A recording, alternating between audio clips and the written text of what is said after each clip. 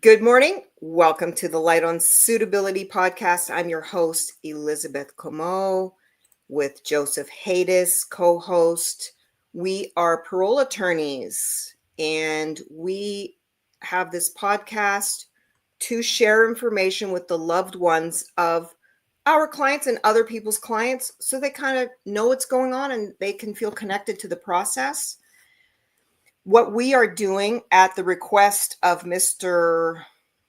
Laurelis, I hope I didn't screw up his name again, is we're going back through Joe's book because he thinks Joe's book is fantastic, as do I. And I don't know what I'm doing here. Joe wrote a book, 36 Strategies of Suitability. He did a revision on that book. Both versions are fantastic. I think he just cleaned up the second version. He's actually in the process of writing another book. If it's as good as this one, all of your loved ones are really going to benefit from that. But Dean had requested that we start all the way back through the book because Joe and I already went through a whole book together, chapter by chapter, literally chapter by chapter. Dean was not part of that. He jumped in at the very tail end. And so we said, okay, when I asked what we wanted to do after chapter 36, that was kind of a consensus. And here we are.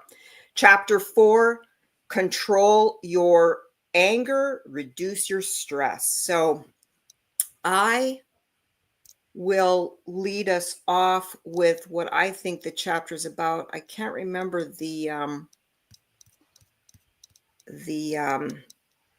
quote.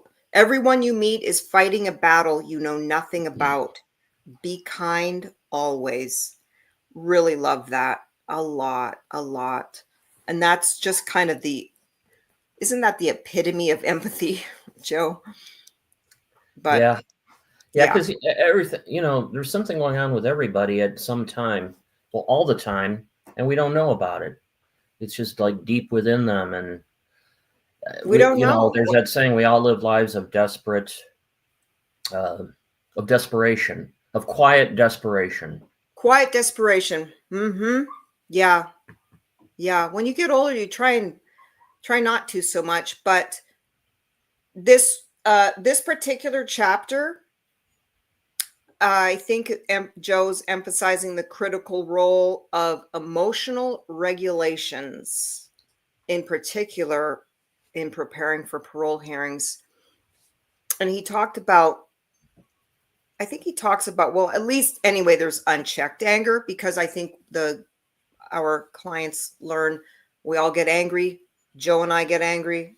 Everybody's going to get angry. It's just the unchecked anger. And the stress can undermine their rehabilitation efforts. And he has practical steps in there. He mentions some things that our clients learn about when they take anger management and these self-help classes, like self-control. Mindfulness is really powerful. And there's also like pet therapy you could use in the prisons if you're privileged enough to get into the canine program. And the paw program, or whatever it's called. They have a variety of dog programs that come in to train service dogs and or train dogs to be adopted. So they put in pounds and then they bring them to them so that they can train them so that they're adoptable, because a lot of people get dogs and they don't realize this dog is, a handful. Oh, that's because you're not taking the time to work with the dog, basically. And it doesn't take that much work, really, but it does take consistent effort. And that's what these guys do. So these guys and gals create an adoptable dog that's ready to sit, stay, and be good. That's right. There's even a program at CIW, and I don't know about Valley. There could be, for the women to. There's CC. Both women's prisons have them. A lot of the prisons down here have them now. I think Pleasant Valley has them. Avenal, ? SADF has them. Corcoran, not sure. Yeah, they have a different kind of a dog program there. It's called the Bulldog program. Never mind. That's a joke. Let's not do that. Okay. That's okay. I got the joke. You wrote, I think, that anger can lead to serious health issues and derail parole chances. Why did you? What is that about? Wait, that you said that pretty quickly. What are you referring to? Anger, and stress. I mean, there's not only serious health issues, but derail parole chances. And so, what do you mean by that? Well, just that if you lose it, you're making yourself extremely vulnerable to being written up. And that's like shooting yourself in the foot if you're trying to get a date. So you need to control your anger, your emotions. And that's what anger management's all about, being the boss of your brain, using techniques to not go off. Hey, there he is. Good morning. Good Sorry, I morning. was on another screen. I didn't see you. That was okay. I was listening as I was trying to get in, and the quote, Robin Williams, one of my favorite. Be kind. Everybody's going through a battle inside you know nothing about. Be kind. It's Robin Williams, not Robin anonymous. Williams. Okay. And I love that. It's something that I teach throughout our groups. So yeah, that's great. I didn't know he said that. I saw that somewhere, but it didn't have. I don't think it had an author's whoever it was attributed to. But Yeah. Okay, he said it. Yeah, Robin Williams. And the irony of it is that this was a person who made the world laugh for years on, and then to die the way he did. It really shows you something. And it's like even on the prison yards, guys have bad days. Guys are dealing with things that are happening to their families on the streets, and maybe they're in a foul mood or they're acting up. But that's just be kind. You don't know what they're going through. Yeah. So it's such a great quote. Yeah. We were talking about, right.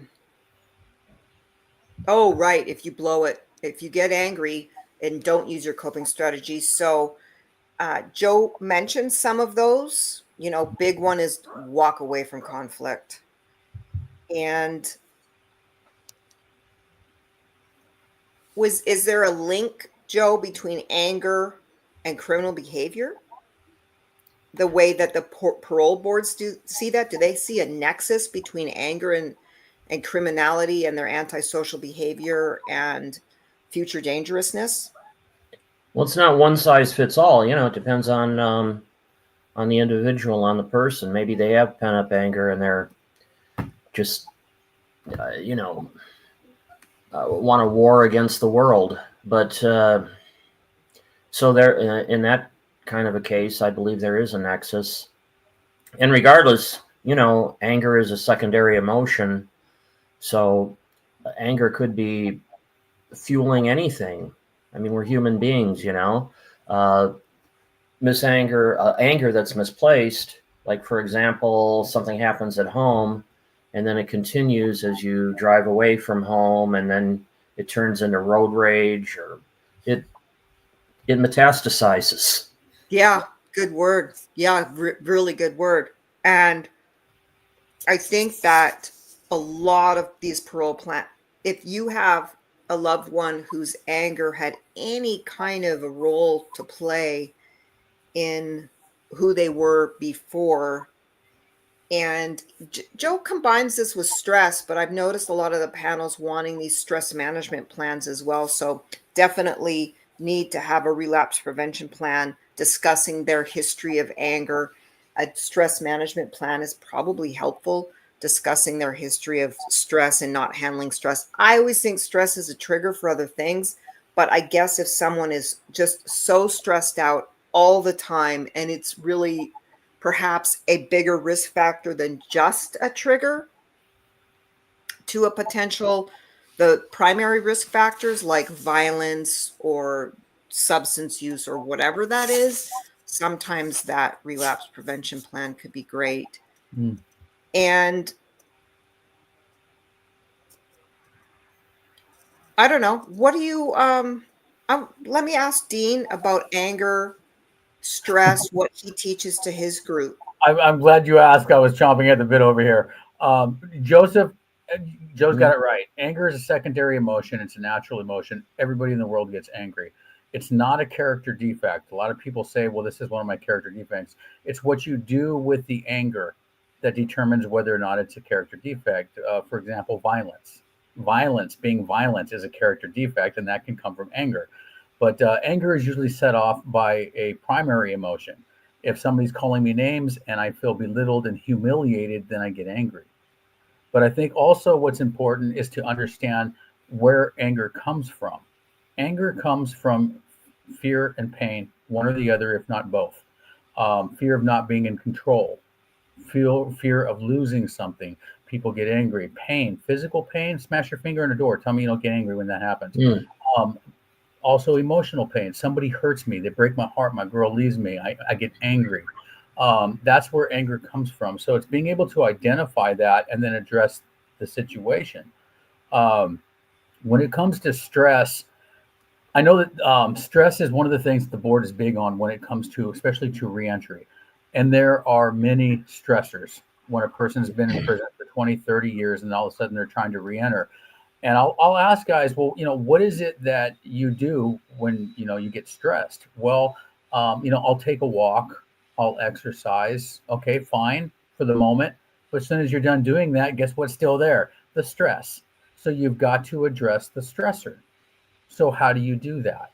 So, in addressing the stressor, it's looking at what's real and what are you making up. People have a tendency to make stories up about the situation they're in to make it sound much worse. It's just devastating, and the world's going to end, and it's not really all that. Let's look at what's real and what's not. Let's look at what we control and what we don't control. There's certain elements in a situation we have no control over. What we do control is ourselves, our perspective, our behaviors, our thoughts. We control that. So let's look at what we do control, and then apply consequential thinking. So if I do this in this situation, this is going to happen. If I do that, that's going to happen. And then make your decision. Now that you have information and you're informed, make the best educated, safest decision that you can in that stressful situation to address the stress. And so that's what we teach guys. And we call that the mental process. Going through the mental process, what's real, what's not real? What do I control? What don't I control? Consequential thinking, make the decision. Because a lot of times the board wants to know when a person applies a coping skill, what's going on through your head? What are you thinking? What's the thought process? Well, that's what it is. This is what I'm thinking about. And then I apply the coping skill. And this all happens very, very fast, seconds. So it's like going through these things. And even out here in the world, there's so many different stressors. I got to pay my bills. I got to pay my employees. I got to pay my taxes. I got to buy groceries. There's just so much comes in. The cost of living is high. Maybe with my felony, there's a stigma associated. It's hard to find a job. There's all these, my parole agent, is he a jerk? Is he helping me? Is he trying to lock me back up? What's going on? Am I having problems with my significant other? So there's so much that's there. So learning how to address that stress is really important. So that's something that we put a lot of emphasis in. Yeah, I just have one thought on that too, and that was great. You said it happens fast, and that's why it's so important. Relapse plans, you have to consider it as your 911 call. If your house was on fire, automatically to dial 911 to get the fire department out there to put the fire out. Well, that's how a relapse plan has to be, whether it's for anger, substances, anything else. And you have to, like Dean said, it has to be, I don't know if you said it in these words, but you implied at least that it has to happen automatically. It's like a new automatic behavior. You can't wait around and, go to your reference guide or something, your cheat sheet. It's gotta be in here and in here. And it has to happen automatically that, when this happens right away, you're going to go to that coping skill. And it has to be so well internalized that you do it automatically, just like you would the 911 call. Yeah, I think what helps too is when guys start working on it now. They start doing these things because it's change for most people. So there's a discomfort associated with change. But what we teach is that just get comfortable in the discomfort, because that's where growth lives. So get comfortable in that. And the more that they get used to doing something with repetition throughout time, the more it becomes natural. It becomes part of their lifestyle. It becomes the way they just their go-to. And if they're doing these things in there when they get out, it makes it that much more simpler to just be able to, adapt to it. Yeah, and if I just may add, Tony Robbins said, repetition is the mother of skill. So there you go. Or repetition is the key to mastery as well. From people, the old school, Yeah, Dale Carnegie's and all of that, whomever it was, Zig Ziglar or something. What do you how do you show the panel? How would you show the panel that you've got a handle on your anger, you're emotionally regulated now versus when in the past where you might have been, probably were dysregulated? don't get mad. When they announced that it's a denial, this only happened once. I've had it happen. The table and he got up and he left the room. So there's one guy, one client I heard of, famous from the commissioner, said he mooned them. They've been fingered. They've been, oh my God. Definitely don't that. I can read it in the transcript. They start yelling. They start talking over the commissioners where they have to turn the mic off. So definitely anger management problems there. But what about in the hearing itself, and they see an anger management problem in the history? How do you say, oh, no, I don't get angry anymore? Or, well, we know we get angry, but I don't react anymore. I respond. I cope. Yeah, the response that, and I'm the way you reworded it, I like, because what we teach is don't react, respond. And to say that I don't get angry anymore, everybody gets angry. There's it's just a fact of life. You're going to be angry, so it's a false statement. I think somebody saying that would damage their credibility for the rest of the hearing. But in being able to show the board, first off, one thing that we teach is no matter what is said to you, because one thing that the commissioners also do that a lot of people don't realize is they watch your body language. They're watching your reactions. Are your reactions appropriate for the context of that specific conversation? Don't roll your eyes, don't furrow your brows, don't cross your arms, don't do these. Just take it on the chin and expect the DA to call you the worst names in the book. You're the worst human being who's ever lived. That's his job. That's what they're going to do. Expect it. And when he does it, don't react. Just take it on the chin. That's part of showing them. But also there's, the paperwork, the chronos and the certificates from taking anger management and doing all these courses, but not being able just to show them that, hey, I took these courses, but be able to speak on them and apply what you've learned into you in your situation. So if I've taken anger management, I'm going to look at, to be able to speak on what I learned and how that impacts me in my situation. And I think that it's a lot, because the board, they don't get to see you in your everyday activities. So they don't know what goes on you day in, day out. So it's a matter, they're using the tools that they have. What are the tools? Well, they have you right in front of them. So let's push his buttons and see if we can get him to jump. Let's look at his paperwork and see what it says. And then let's talk with him. And let's see what he says. Has he internalized what he's learning? And does he apply it? What can you give us a situation where something happened and you were angry about it, and how did you respond to that? So be able to paint that picture. Well, this is what I did. And I think that that's the best way that you can show the board. Outside of that, I mean, what else do they have to go on?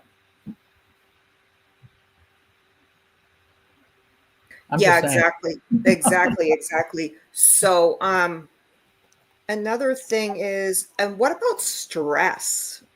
There is a lot of stress, but how do they address showing the panel that while they may still be stressed out, or in not only in prison, but then the stressors outside of prison, how does someone formulate that? Because they want to know, sometimes they ask beyond just the bills, the job, the pressures, the financial pressures. Sometimes I ask questions beyond that. They'll say, now, I'm not asking you about if you lose a job or if you lose a loved one. Those are kind of obvious things. What other things could stress you out while you're on parole? What's another stressors for you? So I've often heard that question asked. What do you think some of the challenges upon reentry will be? Yeah. The company line is employment, acceptance in the community, housing, technology. And so that's the surface level answers, and they're not wrong. They're just surface level. But what we teach is that there's more to the reentry process. There's also the mental and the emotional reentry, as well as the physical. So you go through some things mentally, you go through some things emotionally when you reenter, especially after doing decades of time. Just the fact that you're free, the stress that's caused by go to the government office and fill out the paperwork to get food stamps or financial assistance or whatever, and they hand you a stack of papers that's 3 inches thick, and you got to sit there and fill all this stuff out. And it's just like, well, wait a minute, and then they're asking questions you don't understand. Go to McDonald's, look at the order board, try to make heads or tails out of that while you got a 16-year-old kid at the register. Sir, can I help you? Sir, can I help you? And the line's getting longer and longer, and you start getting feeling humiliated and frustrated because you can't order a simple burger because you can't read the menu board. What do? I took a guy to Walmart once, and he said, I need some underwear and I need some t-shirts. And I said, okay. Took him to Walmart. The entire row, the long aisle, all underwears and t-shirts. I said, have at it. He walked up and down, and when he looked at me, he was visibly shaken. I said, what's the matter? He goes, this is too much. I goes, I don't know what to pick. He goes, they're all these brands. It's the same thing. I said, what did you wear as a kid? He said, Fruit of the Loom. I said, right there. Grab yourself some. So he said, okay. But those little things, the stress they cause, the overwhelming, being in crowded environments, go to the mall during Christmas. That's a huge mistake. You know what I mean? It's just, there's Costco. Costco, yeah. Do not take a parolee after decades in prison into a Costco. It's like, I'm walking out. I'm out. Yeah. So there's a lot of things that are that come into play that deal with the mental, they deal with the emotional, just of being free, just having your freedom, being able to walk outside and not have to wait for a guard to unlock the door. To get up at 5 o'clock in the morning and go for a run. You couldn't do those things before. So it's like now you get to do that, and it gets emotional because you start to realize the beauty of the freedom that you have. I knew one guy who was in traffic on the freeway, and they were just moving inches at a time, and he was there with a big smile on his face. And I said, well, what was that about? He says, I was watching all these people, how angry they were, honking their horns in the traffic. He goes, and I was just happy to be there. It was different. And I just thought, wow, just such a different perspective.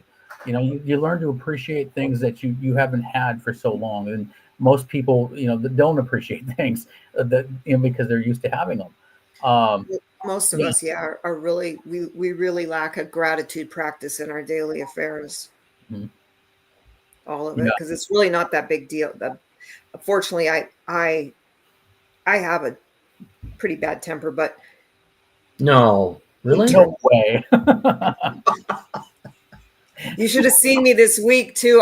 It was funny. My client, he wouldn't agree with the official version. So then the deputy commissioner, I won't say his name, it doesn't really matter. He started saying, well, he started asking, well, I want to know. He started asking about, what would you think that they would say about their plausibility, about their, I'm like, nope, not asking that. And so then we got into, I was like, no, you're not asking, we're not here to retry the case. Plausibility is plausibility. It doesn't get weighed. So I'm taking a break. And I'm like, you do that, buddy. You just go and take your break. And they come back, we're overruling your objection. It's like, not really, because you're not going to ask that question. So I was like, I got kind of fired up, but then I just It was fine. They denied him, but they did a huge workaround and didn't use the fact that he had denied the crime, but he took responsibility for his role. He just said, I wasn't the stabber. Mm-hmm. So, but unfortunately, I had a commissioner that doesn't grant a lot of parole, if you see the CLN newsletter. So, Gee, I can imagine a few names, but I won't say them. yeah, we don't need to call him out. It doesn't matter. Right. I mean, I still like him. It's just there's times when I have 2 requests for decision reviews filed, and I'm just like, because I think they were grants of parole. Any other commissioner would have been a grant of parole. So I got more coming. Great, necessary chapter. A lot more straightforward than some of the other chapters. Not that the other ones are not straightforward, is not the best answer, but just, you've got to have an anger management plan. Your loved one has to understand all of the stressors. They have to understand. I've had guys come back to prison. I had a client come back to prison because at the dinner table, he really didn't know protocol. He didn't know how to have a civilized meal because he said, I'm just used to shoveling it at the chow hall. And if you're lucky enough to get a second helping, then you can. But the fork thing, and we just have a spoon, and we just, all this different things. I don't know how he explained it. He said he started to isolate at dinner time, and then he started to isolate so long that he used meth to unisolate. And then it was a slippery slope. And it started from feeling self-conscious at the dinner table with his family members. And we would laugh, you could laugh or go, oh my God, how stupid. But no, it's this little stuff. I can't pick what package of underwear for myself. I mean, it's really big. It is a post-traumatic stress syndrome type of residual.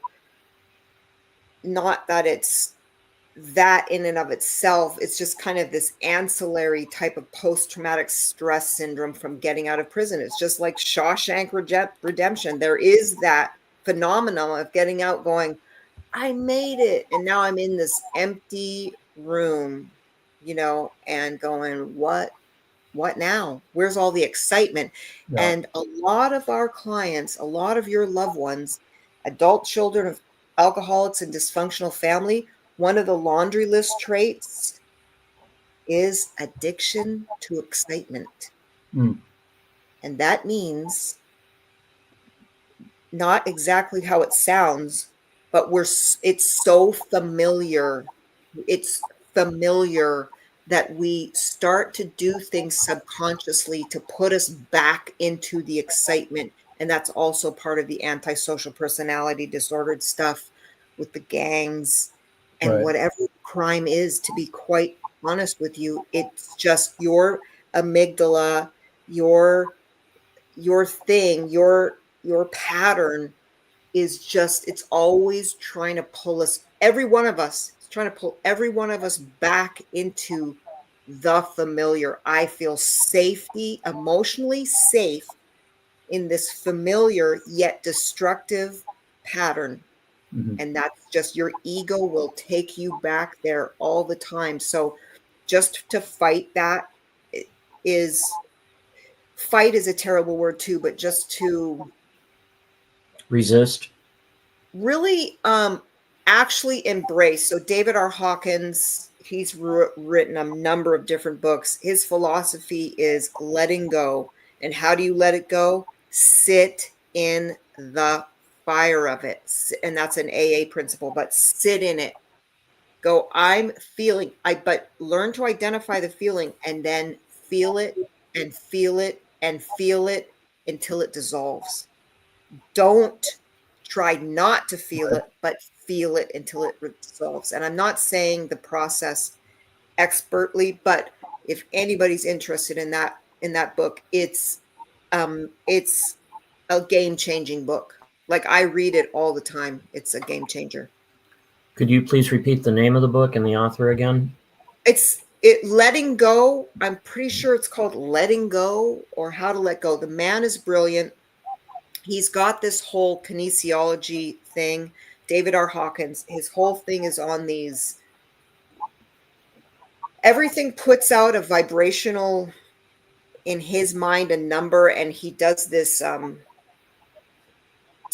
my God, I read this book all the time, but I don't read it for the testing. So you can test true or false or something by if you it's a kinesiology technique, and you have somebody that you have to have somebody resonate at a 200 or plus 200 plus. So he's got all these numbers that he's assigned to it. So Christ resonates at 1,000.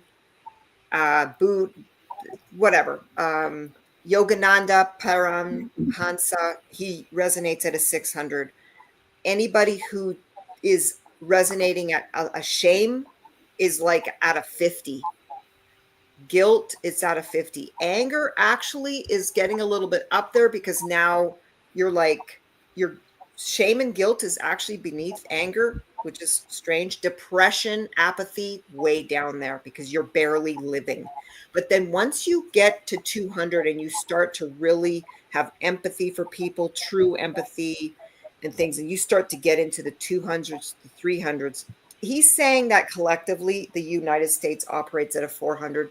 I don't know about that, but he says generally, though, each of us individually really only operate at like a 150 because unconditional love is at a level of like 200 or 300. But anyway, the whole point of the thing is to say, if you can sit with a feeling, so something really bad happens, like I'm going to use a loved one.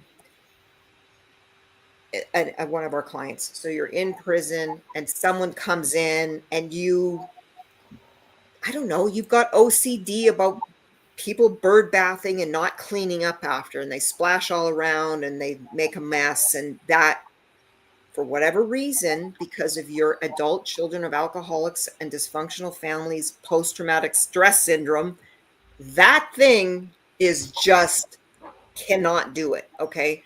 You cannot do it. And in a lot of instances over the years, your loved one has created controversy over this with the guy, like started yelling at him because there's some sort of trauma related response to it. Well, David R. Hawkins says, obviously you can't confront the guy, but he's not talking about parole, but I'm just saying you've got to go over here and you've got to sit and identify all the feelings. What are you feeling about this? Feelings, because feelings and emotional states are also two different things, which is complicated. Skip all of that. Whatever you can identify as a feeling. I'm feeling disappointed. Some say that's an emotional state, whatever. Anyway, so you're feeling, there's 4 core feelings. If that's all you can tap into, 4 core feelings. And then the need behind it. And then you analyze the need behind it. Like, why do I need? Why does this matter?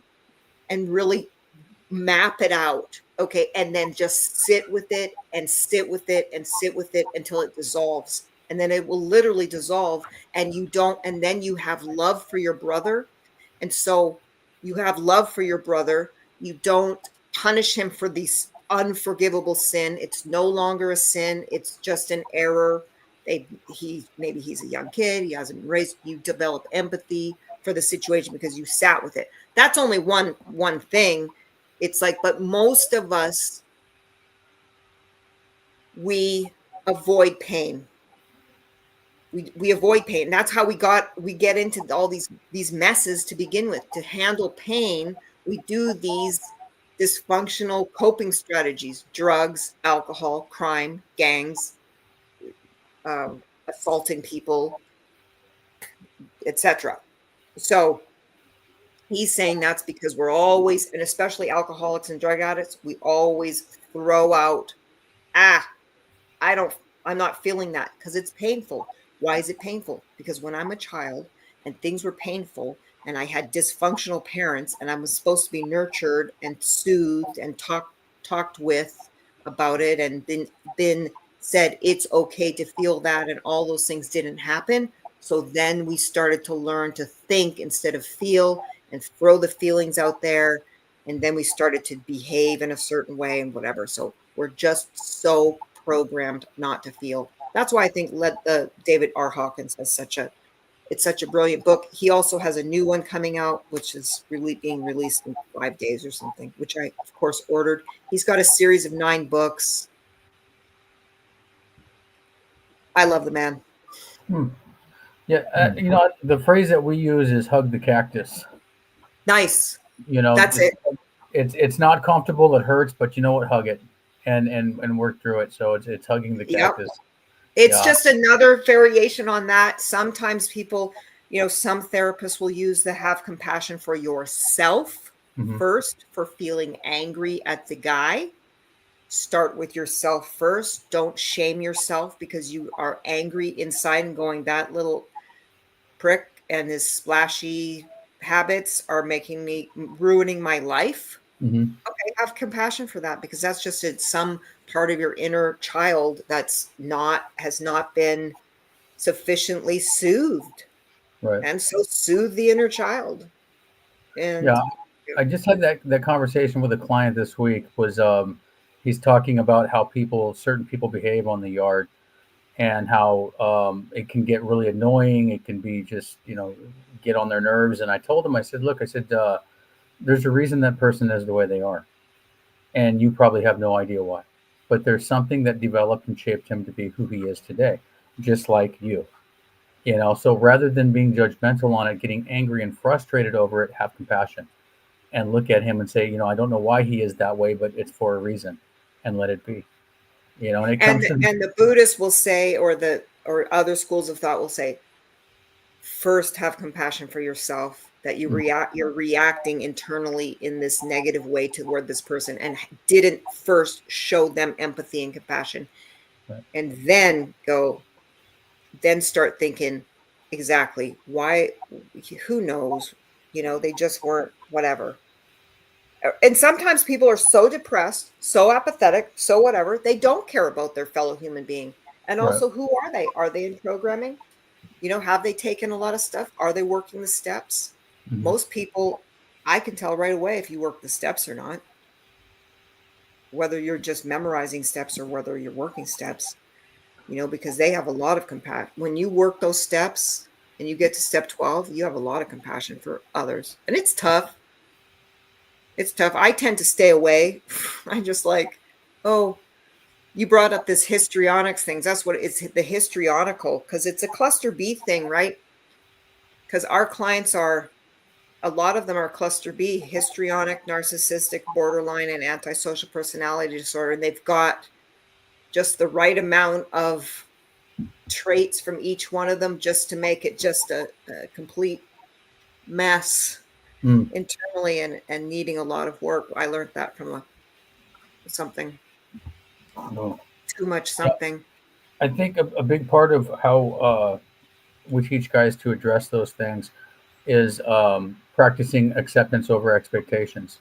And I've mentioned that before. It's accepting people and situations for who and how they are, rather than who and how you think they should be. And when you sit there and you go, well, he should know better, they shouldn't do this. That's right. That word "should" just like you, right? On the day of your life crime, you should have known better. Yeah, exactly. And that word "should" is indicative of an expectation. So it's like, so when you're using that, it's like, okay, so you have an expectation that somebody should be a certain way. And what I've learned over the course of my life is that when I gave it up to just accepting people and situations for who and how they are, I don't control them, I can't do anything about it, my life has become so much simpler, because I don't have to be in control of everything. So it's really made life much more simpler and livable. Yeah, if you can do that, it's a powerful thing if you can have compassion for your brother. Yeah. All right, Joe, any ideas what the next chapter is about? I thought we were just skipping around. No, we've done this. We've done 1, 2, 3, and 4. Okay. You just don't know. That's okay. Yeah. I think it's GED or something. Oh, getting a vocation or an education, everything that's available. Oh no, you know what it is?